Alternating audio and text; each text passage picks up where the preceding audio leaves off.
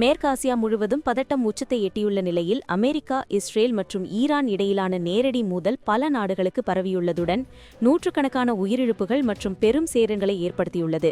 Saudi Arabia, Kuwait, Qatar, ஐக்கிய அரபு Emirates, Bahrain மற்றும் லெபனான் போன்ற நாடுகளிலும் தாக்குதல்கள், விமான விபத்துகள் மற்றும் பாதுகாப்பு எச்சரிக்கைகள் நிலைமையை மேலும் சிக்கலாக்கியுள்ளன.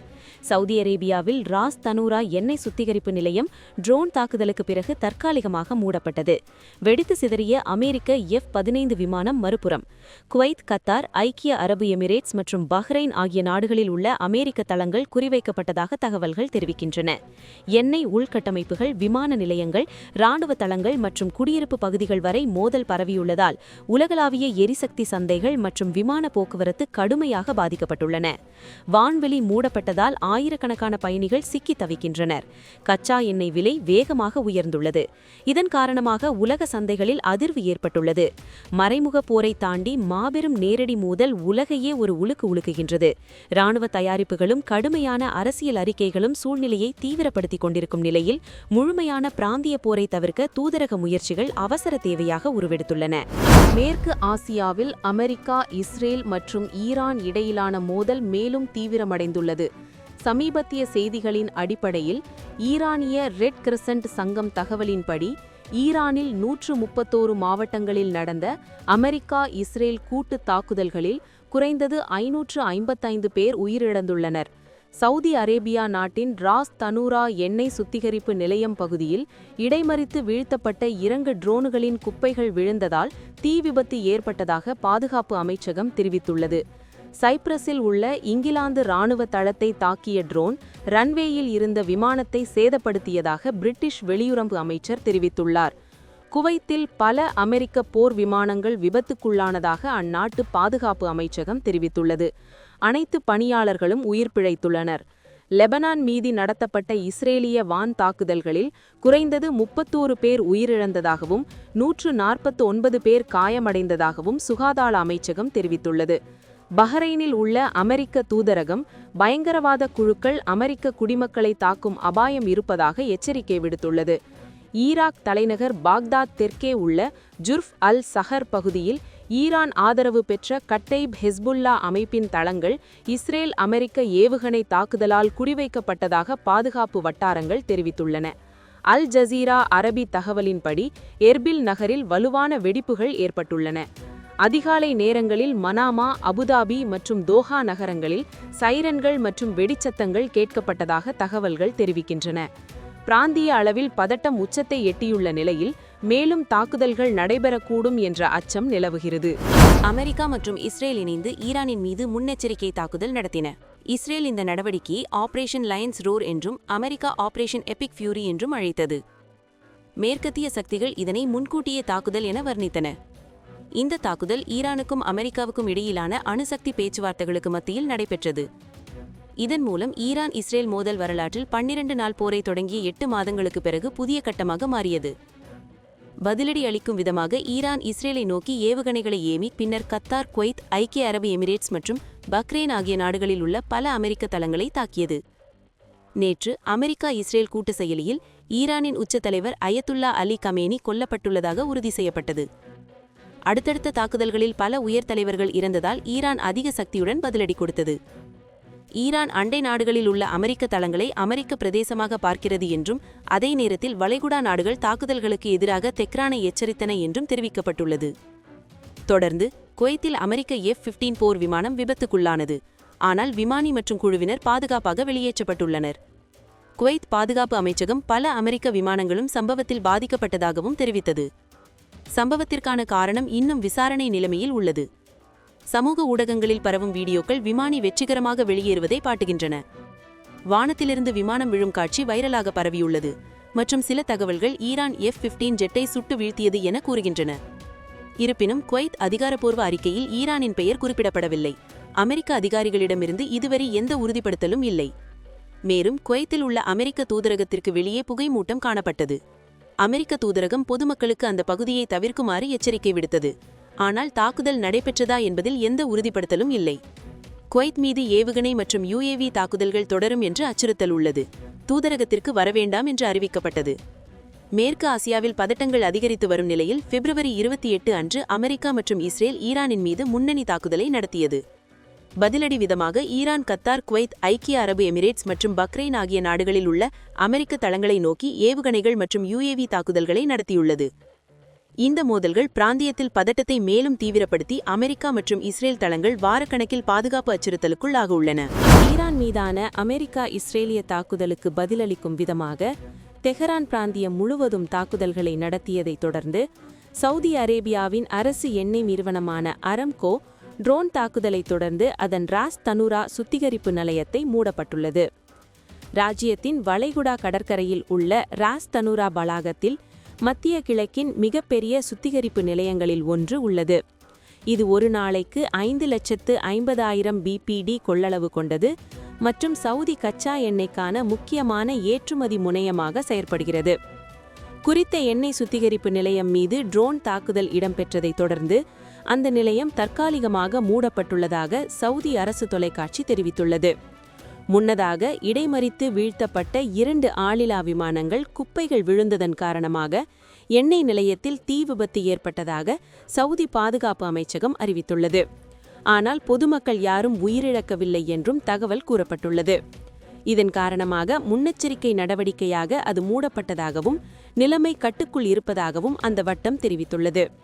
இந்த ட்ரோன் தாக்குதல் அபுதாபி, துபாய், தோஹா, மனாமா மற்றும் ஓமனின் வணிக பகுதியான டூக் உள்ளிட்ட வளைகுடாவில் நடந்த தாக்குதல்களின் அலையை மேலும் அதிகரித்தது. இந்த தாக்குதல்கள் ஐக்கிய அரபு எமிரேட்ஸ்கள் மற்றும் ஓமனில் உள்ள முக்கிய கப்பல் மையங்களை முடக்கியுள்ளன. மேலும் இன்று பிரெண்ட் கச்சா எண்ணெய் விலைகள் தோராயமாக 10% உயர்ந்துள்ளன. சவுதி அரேபியாவின் பெரிதும் பலப்படுத்தப்பட்ட எரிசக்தி வசதிகள் இதற்கு முன்பு குறிவைக்கப்பட்டுள்ளன. குறிப்பாக 2019 செப்டம்பரில் அப்கைக் மற்றும் குரைஸ் ஆலைகள் மீது முன்னோடியில்லாத வகையில் ட்ரோன் மற்றும் ஏவுகணை தாக்குதல்கள் இராச்சியத்தின் கச்சா உற்பத்தியில் பாதிக்கும் மேற்பட்டவற்றை தற்காலிகமாக தகர்த்து உலக சந்தைகளை உலுக்கின. வளைகுடா நாடுகளில் வான்வெளிகள் மூடப்பட்டிருப்பதால் பிராந்தியத்தில் 3400க்கும் மேற்பட்ட விமானங்கள் ரத்து செய்யப்பட்டுள்ளன. இதனால் ஆயிரக்கணக்கான பயணிகள் சிக்கித் தவிப்பதாக கூறப்படுகிறது. ஜீன் பஸ்ரவி கத்தார் தோஹாவிலிருந்து வழங்கிய அறிக்கையில் துபாய் சர்வதேசம், ஷார்ஜா, அபுதாபி மற்றும் தோஹாவில் உள்ள ஹமாத் சர்வதேச விமான நிலையம் உள்ளிட்ட முக்கிய விமான நிலையங்கள் தற்போது செயல்படவில்லை. மொத்தம் 6 அல்லது 7 முக்கிய விமான நிலையங்கள் மூடப்பட்டுள்ளன என்று குறிப்பிட்டுள்ளார். விமான கண்காணிப்பு தரவுகளின்படி மோதலின் முதல் சில நாட்களில் விமான சேவைகள் பெரும் இடைஞ்சலை எதிர்கொண்டுள்ளன. வளைகுடா பிராந்தியத்தின் பெரும் பகுதியில் வான்வெளி இன்னும் மூடப்பட்டிருப்பதால் ஐரோப்பா, ஆசியா, ஆப்பிரிக்கா மற்றும் மத்திய கிழக்கு மையங்கள் தொடர்புடைய விமான சேவைகளில் சிக்கல் ஏற்பட்டு உலகளாவிய பயணத்தில் பெரும் பாதிப்புகள் ஏற்பட்டு வருகின்றன. சமூக ஊடகங்களில் ஹமாத் சர்வதேச, துபாய் சர்வதேச மற்றும் அபுதாபி விமான நிலையங்களில் சிக்கித் தவிக்கும் பயணிகளின் புகைப்படங்களும் பதிவுகளும் பரவியுள்ளன. பயணிகள் விமானங்களை மீண்டும் முன்பதிவு செய்ய, ஹோட்டல் வசதி பெற அல்லது உதவி பெற நீண்ட வரிசையில் நிற்கின்றனர். சிலர் விமான நிலையங்களுக்குள் தூங்கும் நிலை ஏற்பட்டுள்ளது. வான்வழி மூடப்பட்டிருப்பதும் மோதல் தொடரும் வரை ஆயிரக்கணக்கான பயணிகள் பிராந்தியத்தில் குழப்பத்திலும் சிக்கல் நிலையிலும் இருப்பார்கள் என்று விமான வணிக நிபுணர்கள் கூறுகின்றனர். மேற்கு ஆசியாவில் பதற்றம் உச்சத்தை எட்டியுள்ள நிலையில் ஈரானிய ஏவுகணைகள் தோஹா, துபாய் மற்றும் மனாமா நகரங்களை தாக்கியதைத் தொடர்ந்து வளைகுடா நாடுகள் கடினமான அரசியல் மற்றும் பாதுகாப்பு முடிவை எதிர்கொள்கின்றன. வளைகுடா நாடுகள் 2 சிக்கலான தேர்வுகளுக்கு இடையில் உள்ளன. பதிலடி கொடுத்து இஸ்ரேலுடன் சேர்ந்து போரிடுவதாக கருதப்படும் அபாயத்தை ஏற்குமா அல்லது நகரங்கள் தாக்கப்படும் போதும் செயலற்ற நிலையில் இருப்பதா? ஈரான், அமெரிக்கா, இஸ்ரேல் கூட்டுத் தாக்குதல்களுக்கு பதிலடி கொடுக்கும் வகையில் வளைகுடா முழுவதும் அமெரிக்க மற்றும் இஸ்ரேலிய இராணுவ தளங்களை குறிவைத்து ஏவுகணைகள் மற்றும் ட்ரோன்களை ஏவியுள்ளது. ஐக்கிய அரபு எமிரேட்ஸ், கத்தார், குவைத் மற்றும் பஹ்ரைன் ஆகிய நாடுகளில் காயமடைந்தோர் எண்ணிக்கை உயர்ந்துள்ளது. மின் உற்பத்தி நிலையங்கள், நீர் உப்பு நீக்க மையங்கள் மற்றும் எண்ணெய் உள்கட்டமைப்புகள் மீது தாக்குதல் நடந்தால் அது கவலைகேடான நிலையாக மாறலாம். வளைகுடா நாடுகள் வெப்பமான வறண்ட காலநிலையால் நீர் மற்றும் மின்சார வசதிகளுக்கு அதிகம் சார்ந்துள்ளன. வளைகுடா நாடுகள் தங்களை நிலையான முதலீட்டு மையங்களாகவும் சுற்றுலா தலங்களாகவும் உருவாக்கியுள்ளன. தொடர்ந்து நடைபெறும் தாக்குதல்கள் இந்த பாதுகாப்பான புகலிடம் என்ற பெயருக்கு சேதம் விளைவிக்கக்கூடும். முன்பு மறைமுக போர்கள் மற்றும் பிரதிநிதி குழுக்கள் வழியாக நடந்த மோதல்கள் இப்போது நேரடி மாநிலம் மோதலாக மாறும் அபாயம் உள்ளது. இது மேற்கு ஆசிய பாதுகாப்பு சூழலில் ஒரு பெரிய மாற்றமாக பார்க்கப்படுகிறது. மத்திய கிழக்கில் போர் நிலைமை மேலும் தீவிரமடையக்கூடும் என்ற அச்சம் நிலவி வரும் நிலையில் ஈரானிய பாதுகாப்பு படைகளின் இராணுவ தளங்களை விட்டு பொதுமக்களை விலகி இருக்குமாறு ஈரான் அரசாங்கம் அவசர அறிவுறுத்தல் ஒன்றை விடுத்துள்ளது. அமெரிக்கா மற்றும் இஸ்ரேல் தரப்பிலிருந்து ஈரானின் இராணுவ இலக்குகள், கட்டளை மையங்கள் மற்றும் இஸ்லாமிய புரட்சிகர காவற்படையின் தளங்கள் மீது தொடர்ச்சியான தாக்குதல்கள் முன்னெடுக்கப்படலாம் என எதிர்பார்க்கப்படும் நிலையிலேயே இந்த முன்னெச்சரிக்கை விடுக்கப்பட்டுள்ளது. எதிரிகளின் திடீர் வான்வழி தாக்குதல்கள் அல்லது ஏவுகணை தாக்குதல்களின் போது பொதுமக்கள் உயிரிழப்பதை தவிர்க்கும் நோக்கில் இராணுவ தளங்கள் மற்றும் ஆயுத கிடங்குகளுக்கு அருகில் செல்வதை தவிர்க்குமாறு ஈரானிய மக்களுக்கு அறிவுறுத்தப்பட்டுள்ளது. இந்த அவசர அறிவிப்பானது ஈரான் எந்த நேரத்திலும் ஒரு பாரிய அளவிலான போரை எதிர்கொள்ள தயாராகி வருகின்றதா என்ற சந்தேகத்தை சர்வதேச அரங்கில் ஏற்படுத்தியுள்ளதுடன் ஈரானிய மக்கள் மத்தியிலும் பெரும் பதற்றத்தை உருவாக்கியுள்ளது. மத்திய கிழக்கில் நிலவி வரும் போர் பதற்றங்களுக்கு மத்தியில் ஈரானுக்கு எதிராக உலக நாடுகள் ஓரணியில் திரண்டு வருவதுடன் ஐக்கிய அரபு அமீரகம் அங்கு சிக்கியுள்ள சுற்றுலா பயணிகளுக்கான விசேட சலுகைகளை அறிவித்துள்ளது. ஈரானுக்கு எதிராக அமெரிக்காவுடன் கைகோர்க்க தயாராக உள்ளதாக பிரிட்டன், பிரான்ஸ் மற்றும் ஜெர்மனி ஆகிய நாடுகள் கூட்டறிக்கை ஒன்றின் மூலம் அறிவித்துள்ளன. நட்பு நாடுகளின் நலன்களை பாதுகாக்கும் நோக்கில் ஈரானின் ஏவுகணைகள் மற்றும் ட்ரோன்களை ஏவ பயன்படும் தளங்களை அழிப்பதற்கான தற்காப்பு தாக்குதல்களை நடத்த தயாராக உள்ளதாகவும் அந்த நாடுகள் தெரிவித்துள்ளன. இதேவேளை ஈரானின் தாக்குதல்களுக்கு தகுந்த பதிலடி கொடுப்பதற்கான திட்டங்களை பரிசீலித்து வருவதாக வளைகுடா நாடுகள் உத்தியோகபூர்வமாக அறிவித்துள்ளன. பதற்றத்தை தணிக்க மேற்கொண்ட பலகட்ட தூதரக முயற்சிகளையும் மீறி ஈரான் தாக்குதல்களை நடத்தி வருகிறது. எங்களின் பாதுகாப்பு மற்றும் ஸ்திரத்தன்மையில் எவ்வித சமரசத்திற்கும் இடமில்லை. இதற்கு முற்றுப்புள்ளி வைக்க ஒன்றிணைந்து செயல்பட உள்ளோம் என வளைகுடா நாடுகள் தமது கூட்டறிக்கையில் எச்சரித்துள்ளன. இந்த போர் பதற்றம் மற்றும் விமான ரத்து சம்பவங்கள் காரணமாக துபாய் மற்றும் அபுதாபி ஆகிய நகரங்களில் தாயகம் திரும்ப முடியாமல் தவிக்கும் சுற்றுலா பயணிகளின் தங்குமிடம் மற்றும் உணவு செலவுகளை அரசே ஏற்கும் என ஐக்கிய அரபு அமீரகம் அறிவித்துள்ளது. இதன்படி பாதிக்கப்பட்டுள்ள பயணிகள் தாங்கள் ஏற்கனவே தங்கியுள்ள ஹோட்டல்களில் தங்குமிட காலத்தை இலவசமாக நீட்டித்துக் கொள்ள முடியும் என்றும் அமீரக அரசுக்கு விருந்தினர்களின் பாதுகாப்பே முக்கியம் என்றும் தெரிவிக்கப்பட்டுள்ளது. இதுபோன்ற பல செய்திகளை தெரிந்து கொள்ள நம்முடைய சமூக மீடியா யூடியூப் சேனலை சப்ஸ்கிரைப் செய்து அருகிலுள்ள பெல் பட்டனை கிளிக் செய்யுங்கள். மேலும் செய்திகளை உடனுக்குடன் தெரிந்து கொள்ள சமூகமீடியா.com என்ற இணையதளத்தின் வாயிலாக எங்களுடன் இணைந்திருங்கள்.